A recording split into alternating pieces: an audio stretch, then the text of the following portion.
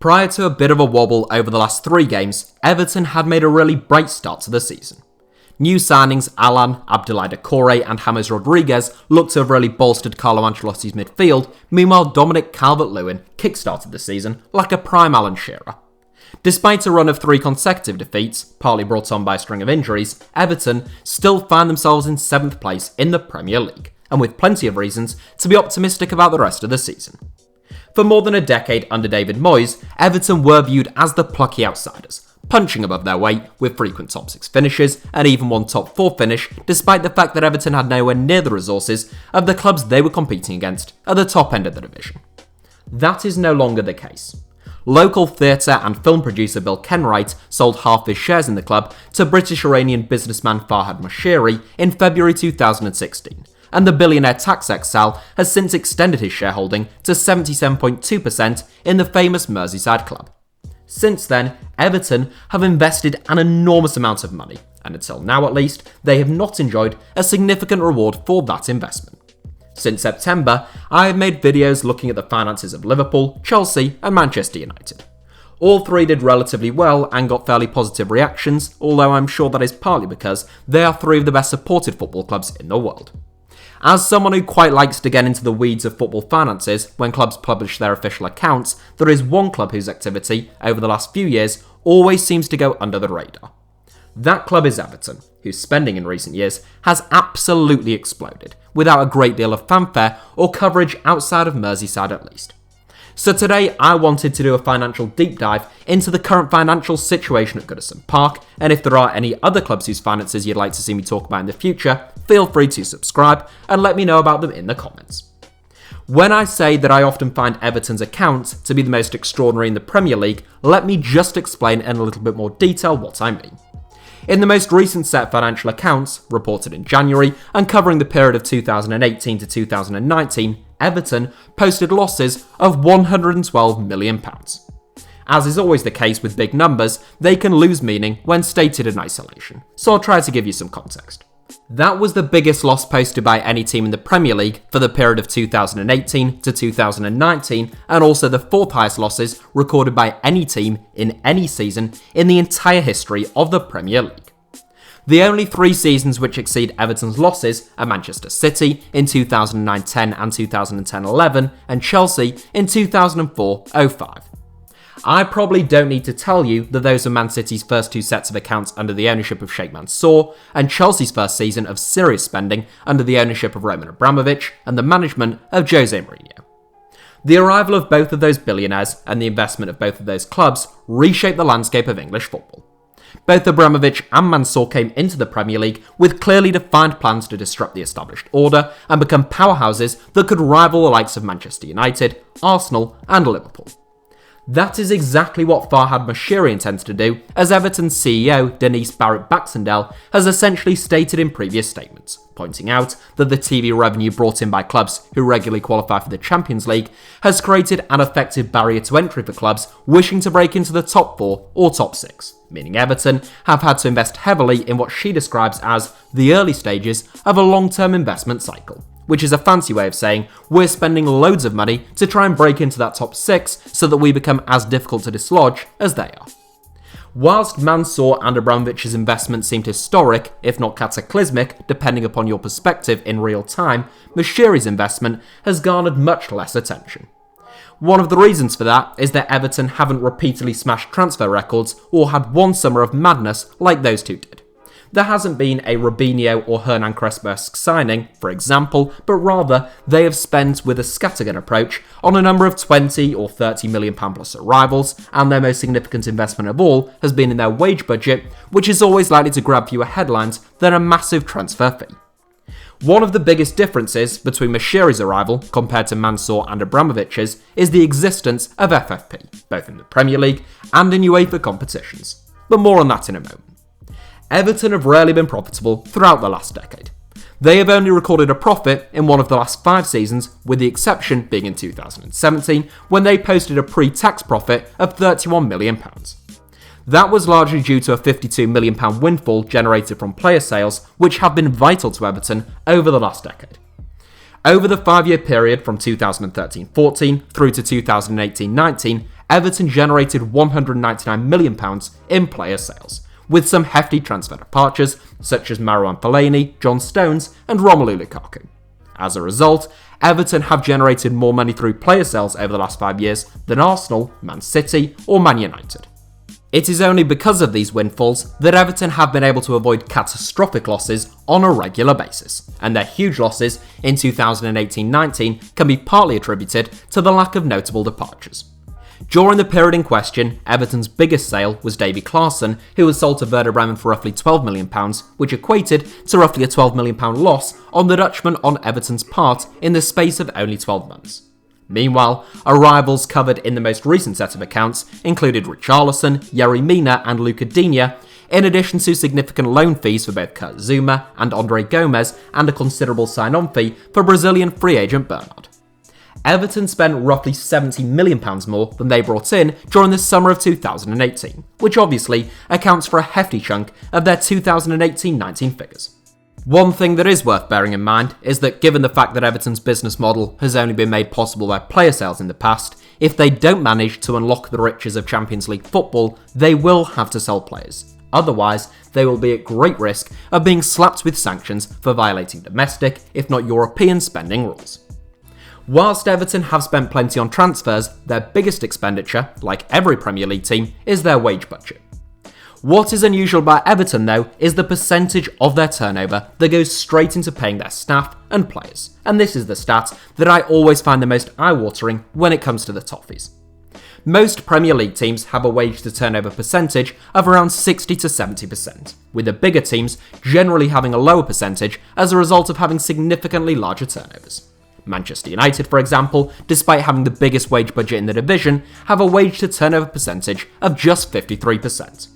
Chelsea's is 64%, Liverpool's is 58%, and Tottenham's is the lowest in the entire league at just 39%. So what do you suppose Everton's wage-to-turnover percentage is? Well, if you guessed anything over 80%, you can give yourselves a pat on the back. As of the most recent accounts, which do come with one caveat that I'll mention in a moment, Everton spent 85% of their turnover on their players, which is by far the highest percentage in the Premier League. Perhaps even more telling is the fact that the wage budget in question has almost doubled in the last 3 years, rising roughly by 90% in just a few seasons. In 2018-19, Everton spent £160 million paying their staff and players, giving them a wage budget £12 million greater than that of Tottenham Hotspur during a season in which Tottenham reached a Champions League final, a League Cup semi-final and finished 4th in the Premier League. Meanwhile, Everton played no European football, had been knocked out by the 4th round of both domestic cup competitions and finished 8th in the Premier League.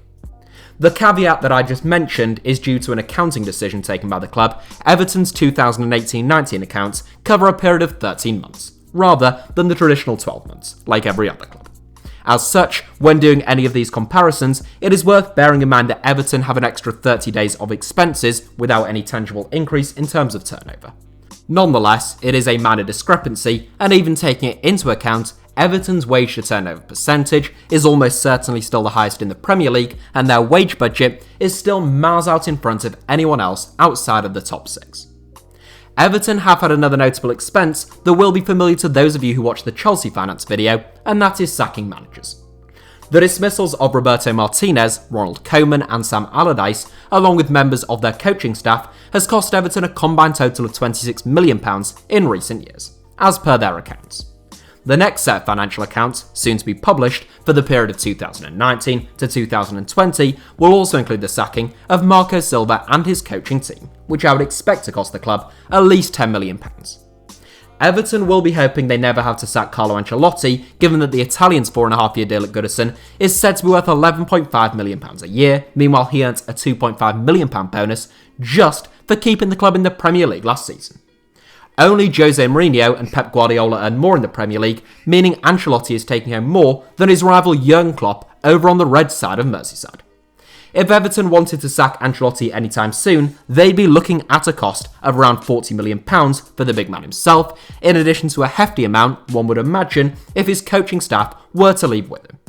That isn't the reason why I say that Everton can't afford for Carlo Ancelotti to fail, but it's worth bearing in mind.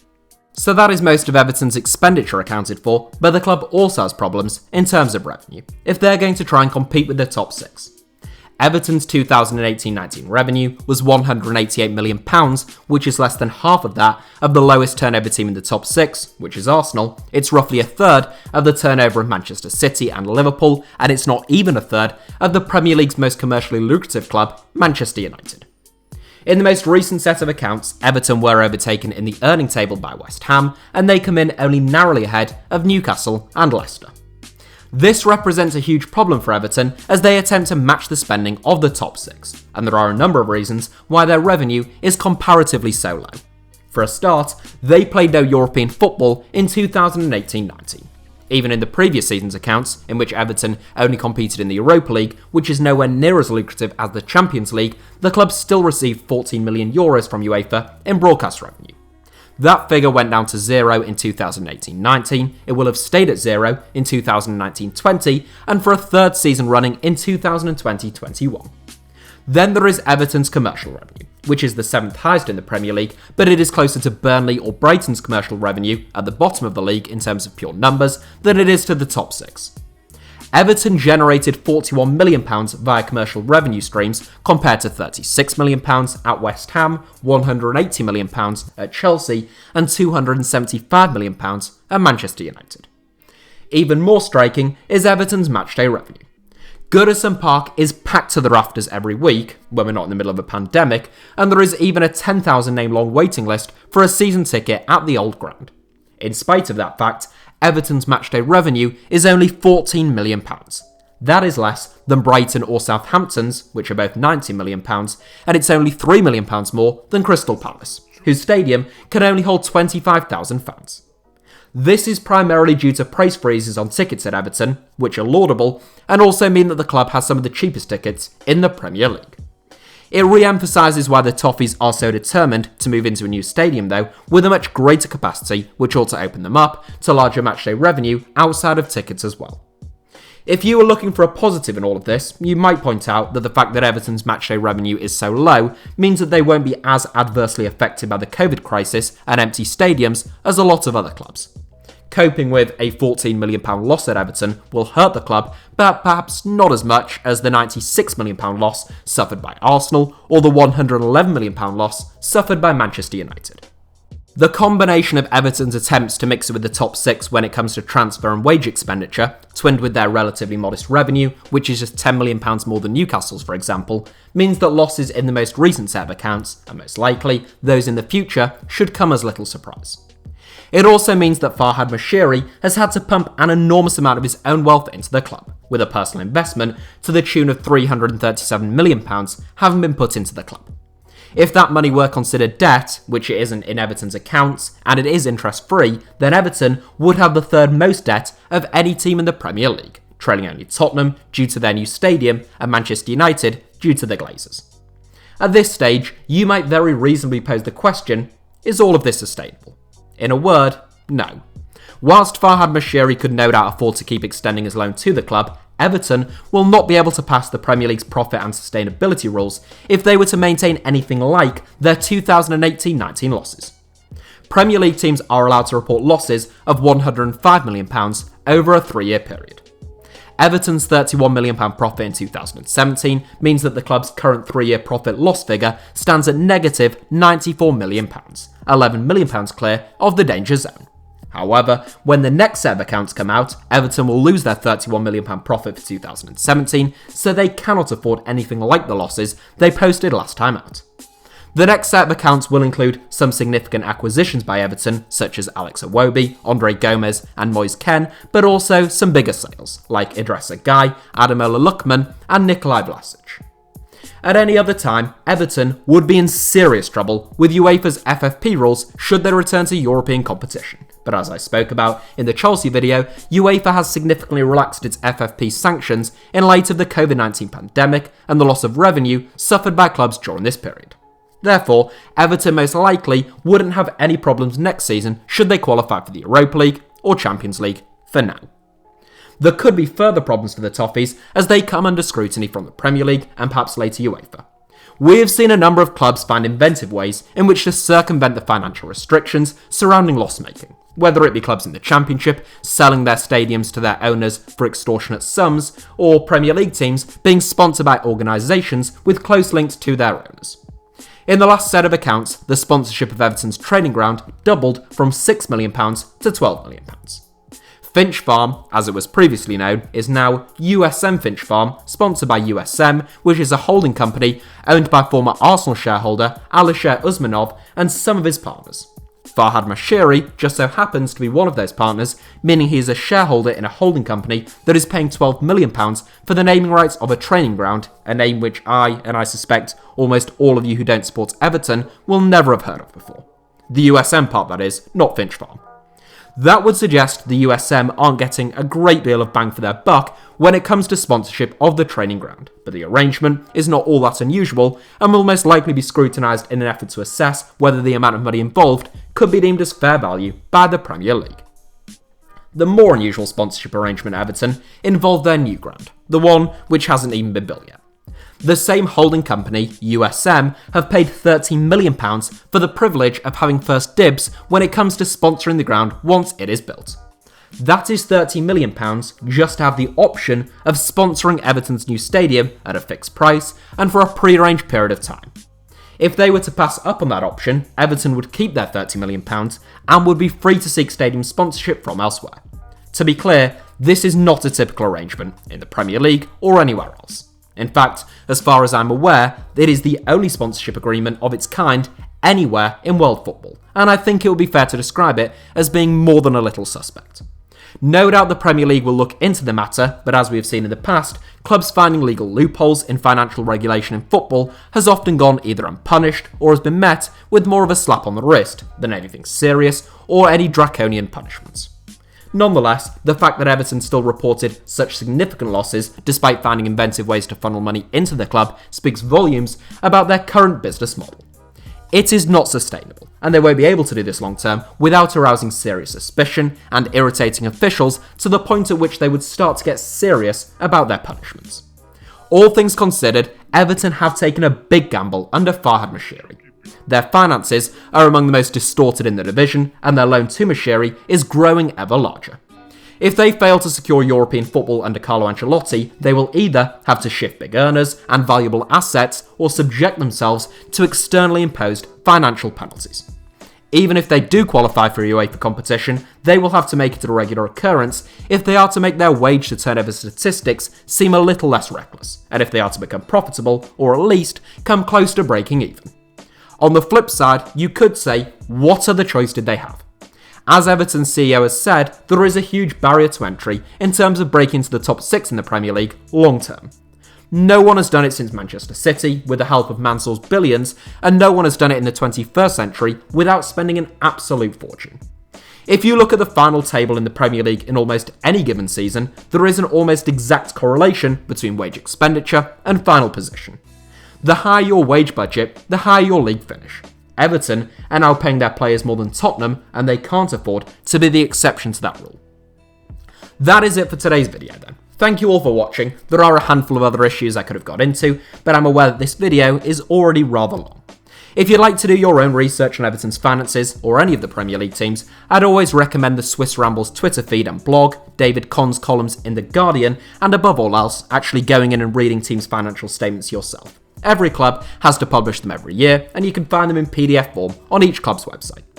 That's all from me then, but hit the like button if you enjoyed today's video, let me know your thoughts down below in the comments, and make sure you are subscribed to HITC Sevens. And if you never want to miss a beat, then you can also follow me on Twitter or Instagram via the username @HITC Sevens on both.